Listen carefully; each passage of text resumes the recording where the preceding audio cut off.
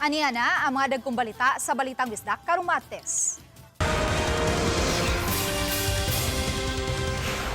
O sa napalgan sa basurahan sa Talisay City, iya sa caregiver nga nawa niya tung Hulyo 4. Lola apil sa nasunog sa iyang balay sa Dumaguete City, Negros Oriental. Laing red alert status gideklara sa NGCP sa Visayas Grid. Ug mga alpaka makita sa usa ka petting park sa Cebu City.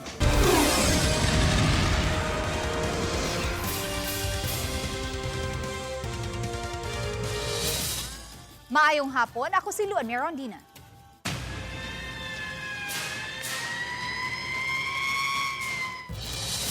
Sensitibo kining musunod nga balita. 83 anyos nga lola sa Dumaguete City lakip sa nasunog dihang naugdaw ang iyang balay kagabi. Di na maila si Lola Josefina human makuha ang iyang lawas gikan sa nasunog niya nga balay sa usa ka housing village sa Barangay Balogo. Sigon sa investigasyon, ang biktima nga paralisado nag-inusara lang sa iyang balay dihang nahitabo ang sunog kay wala ang iyang apo nga mauunta ang iyang kauban sa balay.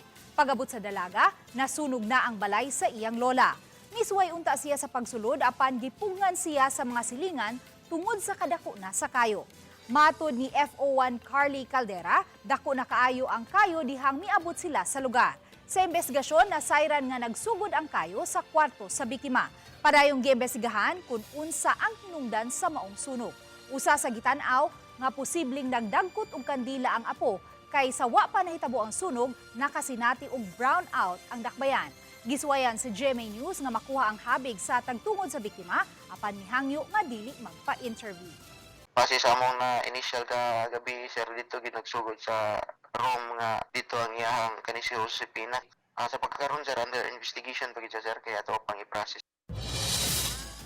Moabot sa napo ka mga istruktura ang naugdaw sa sunog kagahapon sa Sitio Kagudoy, Barangay Basak, Lapu-Lapu City.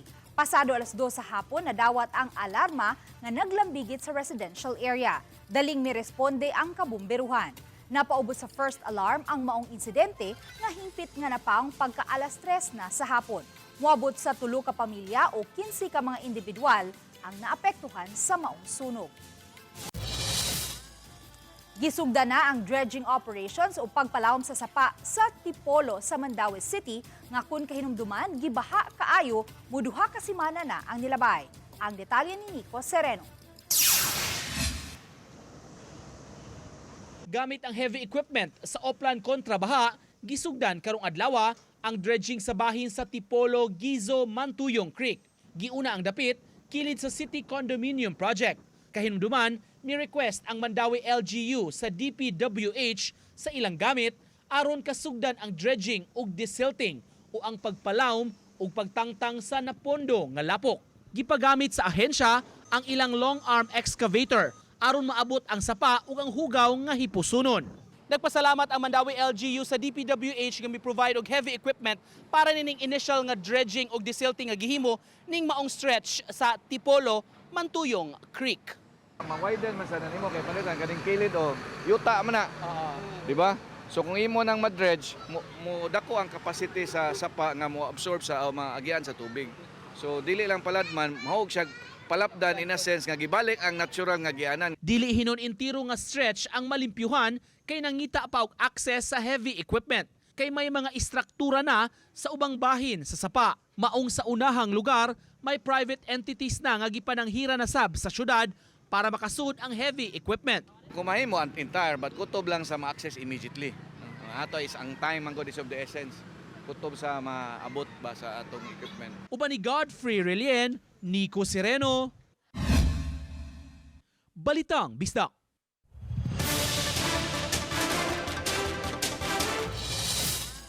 Nailhan na ang identity sa Calaverang O nga napalgan sa kasagbutan sa Barangay Kansuhom, Talisay City. Iya kini sa na-missing nga caregiver. Ang dugang detalye sa live report ni Fem Marie Dumabo. Fem? Luan, usa ka bulan human napalgan ang kalabira nga ulo gipahibaw sa Talisay City Police nga nailhan na kini ug nasikop na usab ang gitulong responsable sa linuog nga krimen. Niadtong July 11, nakugang ang mga molupyo sa Barangay Kansuhong dihang napalgan kining kalabira na nga putol nga ulo sa kasagbutan. Samtang usa ka kaid tupas ang nagpatabang usab aron makit-an ang namising niyang inahan nga si Pilar Basilio, 48 anyos, taga Zamboanga City, nga nagtrabaho isip caregiver diha sa barangay San Isidro, Talisay City. Namising kini sukad pa ni adtong July 4. Gikuhaan kinig sample alang sa DNA testing sa napalgang ulo. Ug sa miaging simana, migawas ang resulta sa DNA testing nga nagpositibo nga iya kang Pilar Basilio. Matod sa Talisay City Police nga nihimo na sila og investigasyon sa wa pa ang resulta. Ug aduna na sila pipila ka mga ebidensya nga nakuha batok sa suspetsado sa linuog nga krimen. Sa dihang ana-ana ang DNA result, ni-apply sila og search warrant batok sa suspetsado nga giilang si Renier, 47 anyos, ug gipatuman kini niadtong Sabado, Agosto 8. Ang suspetsado pag-umangkon sa giatiman sa biktima. Actually, dugay na naanag yung circumstantial evidence against these people. Gusto lang gid unta namo na maklaro, so gihuwat namo ang confirmation sa DNA test. Maautorizo na nakakuwag search warrant, then nakita sa nanay mga kontrabando sa ilaha. The early stages of investigation, clear naman ang CCTV footages, clear naman ang kanang ilang gipang sunod na mga ebidensya. Last July 11 man na-discover nga ulo, no? Ang ato ang mga investigador naghimo gud mga interview diha sa palibot sa insidente, katong naghimo taga CCTV, backtracking and forward tracking. And then dito nakita nato nga ang paglabay gid mismo dito sa ulo. Gipatuman ang warrant to search o examine computer data diha sa panimay sa barangay sa San Isidro. Kinialang na sa gigamit nga hinigaban sa pagpatay ug ang motorsiklo nga gigamit niini sa paglabay sa ulo sa biktima. Og nga-recover kini. Na-recover usab sa kapulisan diha sa lawak sa suspetsado ang mga bukog nga gituan nila nga parte sa pang-ubos nga bahin sa lawas sa tao. Ipaubos na usab kini sa DNA test. Nasakmitan usab ang suspetsado og mga pinakete sa gridahang shabu nga mobalor og 34,000 pesos og tulo ka mga 38 kalibreng armas. Nasuta usab sa kapulisan nga si Renier ang aduna usay gilayasan nga murder case sa Zamboanga City. Personal grudge ang usa sa gitan-aw nga motibo sa krimen. Samtang ang anak sa biktima nga si Kaid ang nanawagan sa suspetsado nga unta itug-an kung asa tagui ang ubang parte sa lawas sa biktima aron mahatagan nila og disenteng lubong ang ilang inahan. Hindi ko in-expect ba, ma'am, na ganun kabutal yung ginawa nila sa nanay ko, ma'am. Parang hindi tao ang gumawa sa nanay ko ng ganun, ma'am. Yung gusto lang talaga namin na nakulong siya, na hindi na siya makalabas. Tapos mauwi namin yung ulo tsaka yung katawan ni mama sa Zamboanga, ma'am. Samtang gikomen sa Talisay City LGU ang kapulisan sa pagsulbad sa maong kaso, apan nanawagan nga palawman pagyud ang pakisusi. Nagpasalamat ko dako sa atong chief of police o niya atong kapulisan sa siyudad sa Talisay nga wag ipuas o hunong pag-imbestiga din maong kaso, mapalawman pa ang ilahang ang kining maong investigasyon para matagaan jud og saktong hustisya ang pamilya. A lot of investigative work ang kailangan para maabotan ni puntuha karon, and we would like to commend the City of Talisay Police Station. Luan giandam na ang mga kaso kalapasan sa paghupot sa ginadili nga drogas ug ang dilisensyadong armas batok sa dinakpan, samtang regular filing na ang kasong murder nga ipasaka batok sa dinakpan. Dugang pakisusi pa ang gihimo sa kapulisan pagsuta kun aduna bay mga kauban ang maong suspetsado sa paghimo sa linuog nga krimen, lakip na usab sa pagtultol pa sa uban pang parte sa lawas sa biktima. Luan, Daghang salamat, Femari Dumabo. Subling ipaubos sa red alert status ang Visayas Power Grid. Matud sa National Grid Corporation of the Philippines, nagkuwang gyud ang supply, itandi sa gilaumang demand. Red alert gikan sa alas 3 sa hapon hangtod na sa alas 8 sa gabi, dayon yellow alert sab human ini. Gipasabot sa NGCP, daghang dili pa gyud available nga mga planta sa pagkakaron. Tungod sa red alert, mag-implementar og manual load drop o rotational brownout. Butang nga matud sa NGCP ang ayang pangandaman. Pag mag-issue may grid alert, andam-andam na lang na lang mga tao nga mag-charge sa ilang mga power banks kay nagi tendency ana na although dili kanunay tendency ana nga mo manual load dropping gyud ta kay gawas mong yellow alert. Ang yellow alert dili pa kaayo na to na napamantay available capacity niya na sa yellow alert, pero kini red alert yun, sir. Mas taas ang atong demand kaysa capacity. Ato nakita karon mga kapuso ang traffic situation diha sa may Escario Street. Sa left side mao ang mga sakyanan nga paingon sa Capitol, samtang sa right side mao usab ang mga sakyanan padung sa Lahog o sa Gorordo Avenue. Hapsay ug tunhay pa ang dagan sa mga sakyanan ni ining mga orasa. Kini ug dugang pang mga balita sa pagbalik sa Balitang Isla.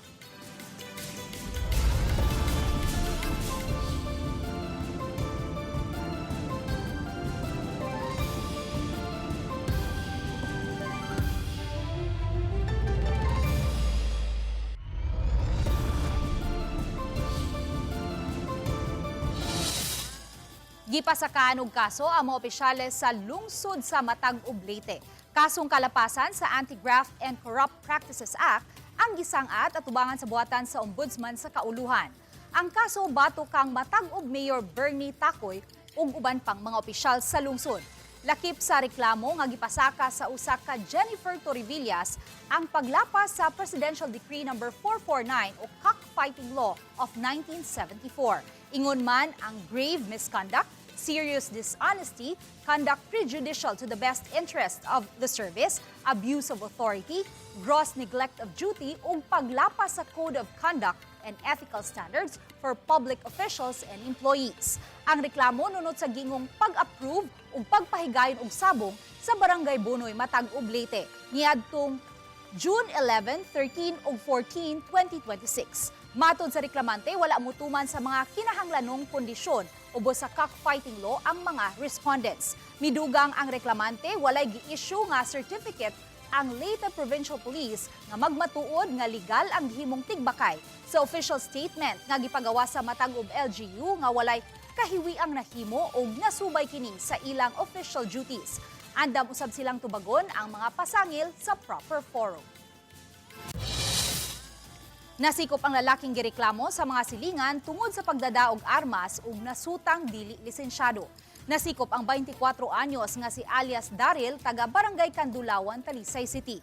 Nasakmit gikan kaniya ang kalibre 38 nga armas atol sa pagpatuman sa Talisay City Police search warrant pasado alas 6 kagabi. Lakip sa nasakmit ang 4 ka mga bala sa kalibre 38 nga armas. Ipaubos kini sa eksaminasyon kung nagamit ba ang maong armas sa krimen. Natumba ang usa ka dakong punuan sa kahoy sa poblasyon Talisay City.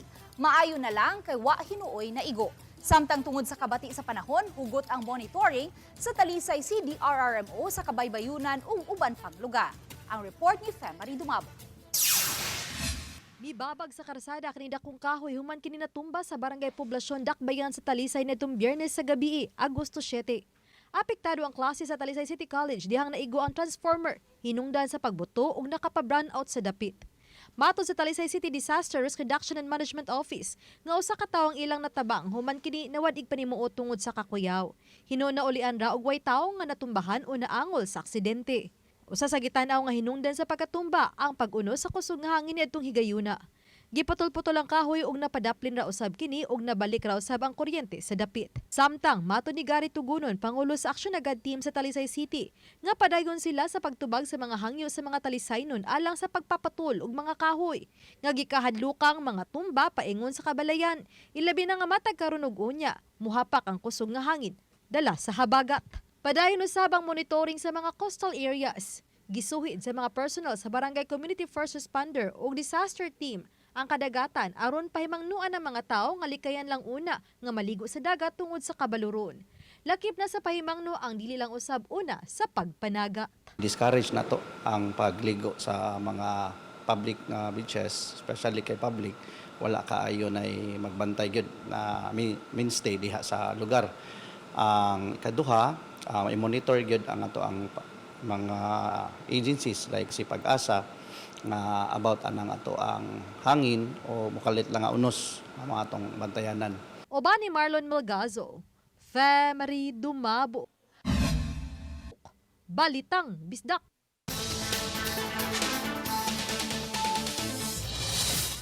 Nabalaka ang pipila ka mga residente sa Barangay Cogon sa lungsod sa Cordova, habig sa may main road sa Purok Ube nga kanunay sanapan sa tubig kun adunay pag-uwan. Ania ang balitang barangay. Pipila kini sa mga hulagway sa nasinating pagbaha sa usa ka bahin sa main road sa Purok Ube sa Barangay Cogon dihang nasinati ang sunod-sunod nga pag-uwan sa niaging semana.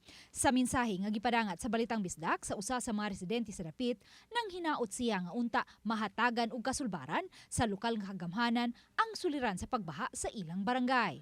Nabalaka siya sa mga sakit nga posibleng makuha sama sa leptospirosis, ilabi na sa mga bata nga moagi sa dapit paingon sa ilang eskwelahan. Gibisita sa Balitang Bisdak News Team ang naasoy dapit nga duol ra usab sa gibarugan sa Barangay Hall sa Cogon. Nihubas-hubas na ang napundong tubig nunod sa pipila ka adlaw nga wa nay nasinating pag-uwan. Matod ni Jen, usa ang iyang tindahan sa apektado kun sanapan sa tubig ang naasoy parte sa daan, matag higayon nga adunay mga pag-uwan nga masinati. Gani tuyo niyang gibutangan og stopper ang pultahan sa iyang tindahan aron di makasud ang tubig baha. Hinuon iyang gitataw nga dili ingon ni ana kataas ang tubig baha sa ilang lugar. Apektado jud kayo ma'am, labi na jud sa tindahan nga ang customer dili na jud mo labang kay syempre naglikay sila sa baha pud ba. Unya makita jud pud namo ma'am nga ang mga estudyante no nga mga bata pa luy jud kaayo labi na magsapatos la basa ang sapatos kay mutunog man jud sila sa kuan baha. Sa phone interview, gipasabot ni Cogon Barangay Captain Francisco Ando nga walay igong pondo ang barangay aron mapahimuan og drainage system ang ilang barangay. Hinuon ni dangop na siya sa kongresista sa 6th Distrito ug nahatagan na ang barangay og 5 million pesos nga budget alang sa maong proyekto. Sa kasamtangan, matod ni Kapitan Ando, gitiwas pa pagtrabaho ang drainage system sa barangay Dapitan, habig na sa boundary sa barangay Cogon. Kung gihangin nyo ang kuan ma'am, ang atong congressman nga i-continuous lang na siya kung ang drainage sa Dapitan aron makakunik mi sa drainage sa Dapitan. Hindi ba kita kakunik kung di mo man ang Dapitan? Busa sa pagkakaron, band-aid solution lang una ang gihimo sa barangay, pinaagi sa pagpalit og submersible pump. Apanunot sa sunod-sunod nga pag-uwan nga nasinati sa Sugbo sa nilabayng semana. Wa na mutugot ang tag-iya sa bakanting luna nga adto gihapon ilabay sa barangay ang nasuyop nga tubig sa submersible pump sa bahaunong lugar sa Purok Ube. So nangita na po kong pagi ma'am nga ng baril gani ma'am nga ang tubig ikarga lang unta sa baril niya na amantay dump truck diha sa barangay. Ang problema san ma'am, wa na pud tay yuta nga musugot nga kalabayan sa tubig. Mao ginay problema na ko ma'am. Sa niaging mga semana o buwan na ma'am, wa ginay problema diha ma'am. Wa ginay siya problema diha. Kita ma'am, nagtanaw kita kung unsay problema sa atong mga residente diha. Uban ni Marlon Malgazo, Luan Merondina, Balitang Bisdak. Mga kapuso, laing anggulo kini sa live traffic situation diha sa may Escarius Street. Niining mag-orasa, nagsugod na ang build-up sa trapiko tungod kay rush hour na. Sa mga motorista nga dili buot matanggong sa trapiko, mas maayong mangita na lang una og laing kaagian. Dugang pang mga balita sa pagbalik sa Balitang Bisdak.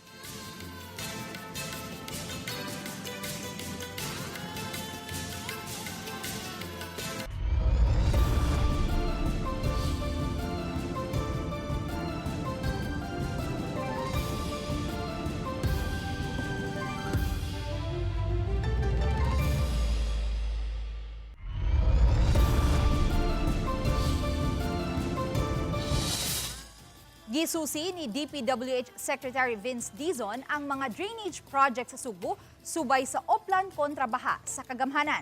Ang report ni Alan Domingo. Unang gisusi ni Secretary Vince Dizon ang drainage sa barangay Kinasangan nga kasamtangan nga gitrabaho sa mga tao sa DPWH. Gisugat siya sa mga opisyal sa duha ka barangay, Kinasangan ug Basak Pardo nga grabing maapektuhan sa baha. Gihikyad nila ang drainage master plan o gisgutan ang infrastruktura ug ang problema nga nakaingon sa baha. Kining dapita sa dakbayan sa Sugbo, apil sa barangay Kinasangan ang usa sa mga makasinati gyud og grabing pagbaha panahon sa ting-uwan. Muni ang usa sa mga dapit nga gitan-aw karon sa DPWH aron mahatagan og solusyon. Midiretso usab dayon ang kalihim sa subang dako Mandawi City diin gisusi niya ang kahimtang sa sapa sa Oril nga sumpay sa Mahiga Creek. Kauban niya si Governor Pamela Baricuato o gisugat usab siya nilang Mayor Jonky Uwano o Congresswoman Lollipop Uwano Dizon. Giklaro usab ni Secretary Dizon nga kabahin kini sa kamanduan sa presidente sa pagsiguro nga maaksyonan ang mga problema sa baha. Nakita niya ang dakong improvement sa programa nga gipatuman sa Mandawi City. I'm here to assure the local government and the people of the Tri-City area that the President has instructed me to make sure that the priority projects, especially for flood mitigation, are given the proper attention and the funding that we need. In behalf of the Mandawihanons, we're more than grateful for Secretary Vince's visit today to see what's really happening on the ground. Actually, in our city, there are 6 concerned areas. So, na-mention na ni Sec Vince is Fortuna, Inodata area, AC Cortez. Samtang sa isyu sa 60 billion pesos nga flood control sa Cebu nga gibutyag ni Ombudsman Rimulya ug ang giingong ghost project sa lungsod sa Balamban, kini ang iyang tubag. Let us trust and wait for the Ombudsman on the next steps. Kauban, si Clover Lumayag, ako si Alan Domingo. Balitang Bisdak. Na-rescue sa mga sakop sa Consolacion Municipal Police Station ang usa ka 3 meters nga reticulated python sa Sitio Laray, Barangay Nangka, lungsod sa Consolacion. Una niini ni-report ang mga residente human nadunggan ang syagit sa usa ka iro nga gihinay-hinay na og lamoy sa usa ka sawa. Pag-abot sa responding team, wala na maluwas ang iro kay anaa na kini sulod sa tiyan sa sawa. Matud ni Police Master Sergeant John Paul Armero, desk officer sa Consolacion Police Station, nga gi-turn over na ang sawa ngadto sa Menro. Dunay mga bagong traffic enforcers sa Mandawi City nga gi-hire aron madugangan ang ilang puwersa sa kadalanan. Gipahinumduman nga magtinarong sa trabaho ug malikay sa temptasyon. Ang report ni Nico Sereno. Gipaubos sa komprehensibo nga seminar o training kining bag-o nga mga personnel sa Traffic Enforcement Agency of Mandawi. 23 ni sila tanan nga na-hire sagad adto i-deploy sa field isip mga traffic enforcers. Idugang sila sa puwersa sa team hulip sa ubang nibiya nga mga personnel. Mahog nga mga backup ba kay kuan kanang karon jud nakuha-kuhaan gini gyud ang mga personnel, so at the very least kini sila at least makatapak. Human sila ma-train, ma-deploy na sila sa field sa ilang trabaho ug lain-lain nga mga assignments. Apan pakuyugon una sila sa uban nga mga enforcer aron matudluan ug magiyahan. Ang giklaro sa labaw sa team ngadto sa mga bag-ong recruit, ipabilin ang kaligdong sa trabaho aron dili maapektuhan ang ilang pangimpleo ug panerbisyo. Ako zero tolerance gyud tong korupsyon kay especially kung naag yung tay glaring na ebidensya, wala gi bisan kinsa pa na iyahang backer diha. Mao man ginay ko ang mandato. Uban ni Godfrey Relien, Nico Sereno, Balitang Bisdak. Dili na kinahanglan pang moadto abroad aron makita ang mga paryente sa camel. Kay naa na kini dinhi sa dakbayan sa Sugbo. Kini ang alpaca nga gamay nga bersyon sa camel. Kun asa kini atong siren sa report ni Alan Domingo. Kini ang Petting Park, bagong atraksyon sa usa ka nabantog nga soroyanan sa bukirang bahin sa Cebu City. Diin na dinhi ang mga talagsaong hayop nga mahimo nimong hangpon og pakanon o gusto nimong himuong pet sa hamubo nga higayon. Lakip kanila ang alpaca, si Maria og kape nga kung tan-awon murag yod og camel, minus lang sa bugdol sa iyang likod. Murag lama pero dili, matud pa sa tag-iya. Apil sa pwedeng alimahan ang nagkadiiyang matang sa langgam sama sa parot ug kakato. Nausab ang mga tortoise na ay mga gagmayng puaya. Atraksyon usab ang python nga mamahimong hangpon sa mga tao nga mo-dare nga balikusan niini. Adunay mga karniro, kanding ug baboy nga anad kaayo. Kabahin lang sila sa maabot 200 nga mga hayop nga pwede nimong ma-meet up close and personal. We wanna also introduce a different way of letting people learn about them, and we believe that the more people learn about the different animals, the kinder they grow up, the more they'll be able to appreciate nature, the more they'll be able to appreciate the other feathered and furry friends we have here on Earth. No?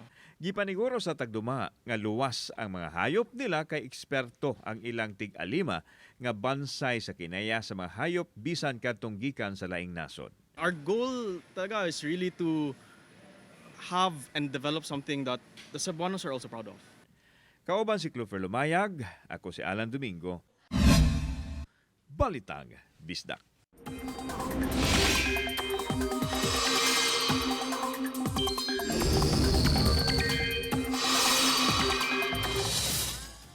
Wala na'y bagyo haduol sa nasod o nakasud sa Philippine Area of Responsibility. Apan padayon gihapong masinati ang pag-uwan-uwan ug ang pag-unos sa hangin. Tungod gihapon kini sa habagat o southwest monsoon nga nakaapekto gihapon sa tibok Luzon. Posible gihapong makasinati sa mga localized thunderstorms ang nahabiling mga lugar sa nasod. Subay sa rainfall forecast sa Metro Weather, adunay kahigayunan nga masinati ang katag-katag nga pag-uwan sa Samar ug Leyte provinces, lakip na sa Central Visayas. Hinuon, igo-igo ug patak-patak lang nga mga pag-uwan. Posible usab nga uwanon ang ubang mga lugar sa nasod. Nasikop ang tulo ka mga individual samtang na dismantle usab sa ang usa ka drug den sa Barangay San Isidro, Talisay City atol sa gipahigayong buy-bust operation. Kini atol sa operasyon nga gipasiugdahan sa Philippine Drug Enforcement Agency o PDEA 7 ug sa Talisay City Police. Nasikop ang 56 anyos nga si alias Lucio, usa ka construction worker. Kinsa matod sa PDEA 7 ang tigmentinar sa drug den. Nasikop usab ang laing duha ka mga lalaki nga sila si alias Dizon, 41 anyos ug alias Edmond, 52 anyos, mga construction worker usab. Kinsa naaktuhan diha sud sa drug den.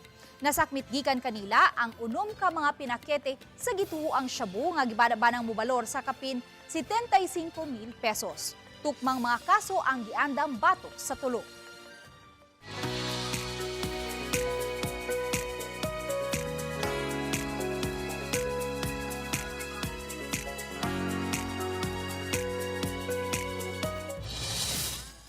Ug mao kadto ang labing dako ug nagunang balita sa Central ug Eastern Visayas. Daghang salamat mga kapuso.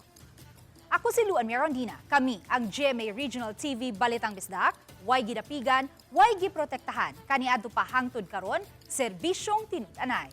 Maayong hapon mga kapuso.